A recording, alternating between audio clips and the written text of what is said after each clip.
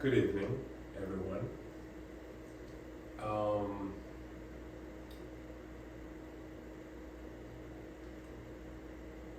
Just wanted to share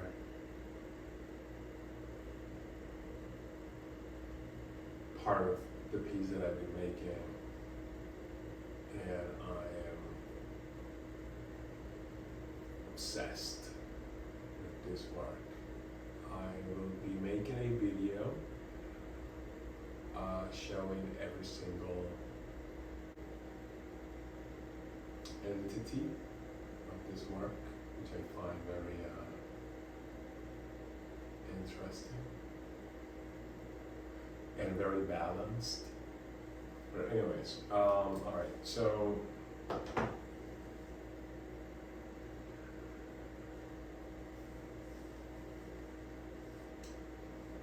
just need the perfect title.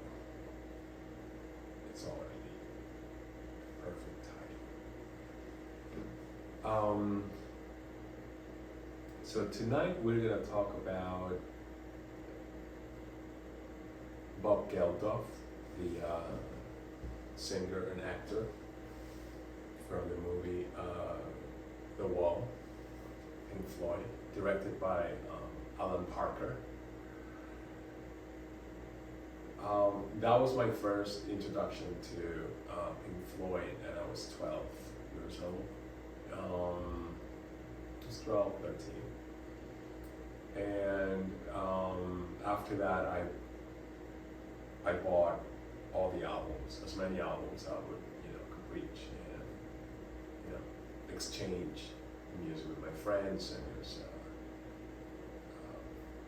it was all along, aside from jazz music, classical music,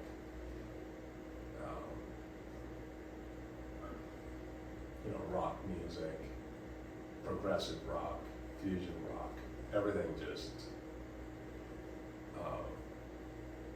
combined with each other. It was a very good experience, but always very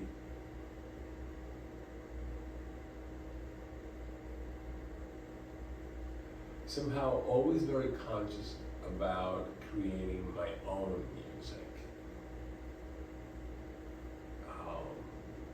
So it was very, what I remember when I was very young, mainly a teenager, that I always noticed how musicians would emulate other incredible legends,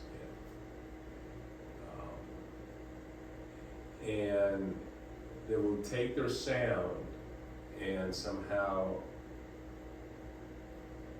impressively play just exactly how it was. There's so many people out there right now on the internet doing incredible things, admiring incredible musicians. But somehow in the back of my head, I was always thinking, if it does not come from me, and I don't hear it as something absolutely original. I mean, you can have influences and inspire yourself from others, but the sound must be always yours. And you're gonna find the highest and thickest walls to bring down in order for you to know that you have finally captured your own essence. That's how all those masters, incredible masters, went throughout their lives to find that sound. I still cannot believe that Jeff Beck just passed away, personally. I just cannot understand. I mean, I understand how it did happen, but it's pretty overwhelming because he was just playing a month before, and it was, to me personally, it was shocking. I'm pretty sure for everybody else as well. But that's one of the best examples that I could give about the sound, Jeff Beck. Anyways,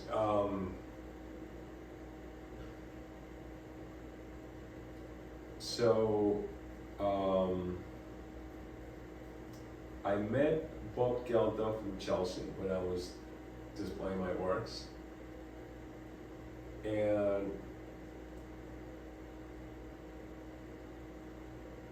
I actually had this very large scale piece, and when I saw him walking by, I could not believe that that was Bob Geldof. I could not believe it.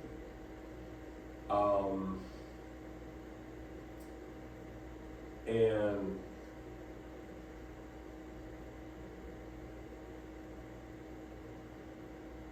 I approached him and I said to him very straightforward, I said, Bob, you must have one of my works. That was my approach. You must have one of my works. And he was very surprised. He was alone or someone else, but I think he was alone.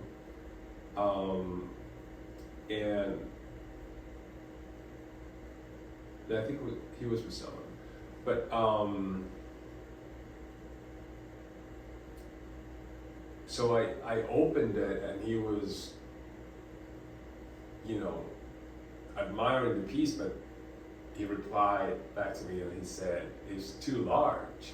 I can't really take it with me. And I said to him, you don't worry, I can roll it and it's gonna be super easy to carry. It was easy to carry.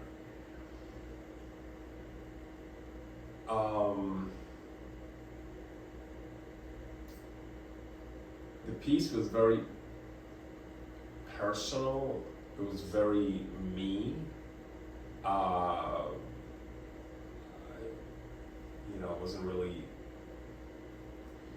thinking about anything except the actual work, and that says it all. That means a lot. So it came out very honest, and I'm pretty sure that he felt that, and he accepted my gift. He said to me, I will frame it, and your work is just incredible. It's real good work.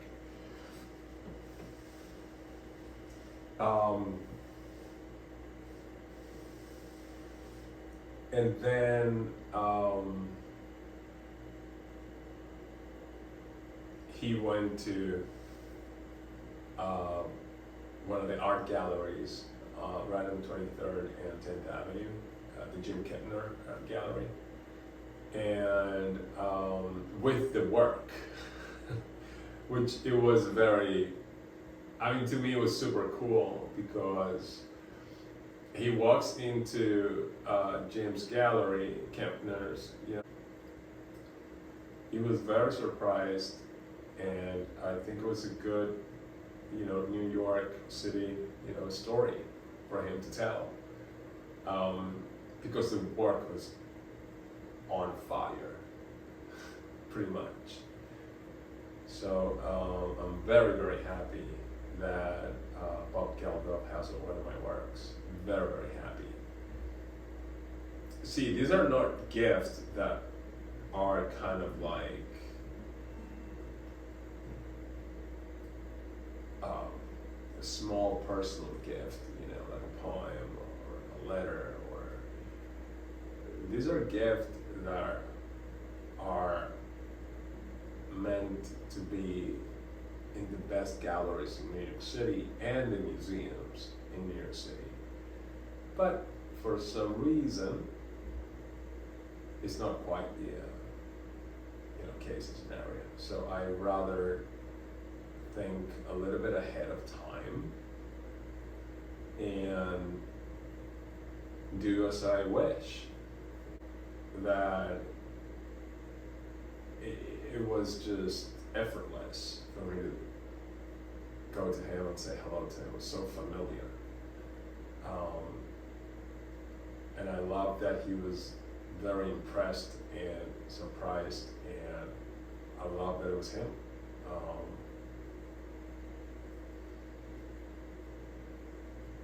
The value, the actual value of the piece, it really doesn't matter any longer after that. This is a person that has given a lot, and he has created something very powerful, especially in the Live 8 concert. And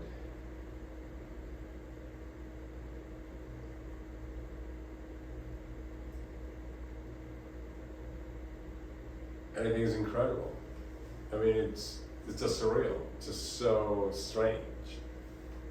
But that's the way I want things to be. I want things to be extremely strange as we can be. So, I'm getting ready for my next phase. I mean, I've been working with this work here, which is spectacular, and this one behind the camera. And they're two opposites of how I've been working my approaches. Organizing my patterns, and which I find it so profound and so interesting to me to, psychoanalyze that and to follow the thread and, and grow out of it until you have the form and shape complete. That's super cool. It's very powerful.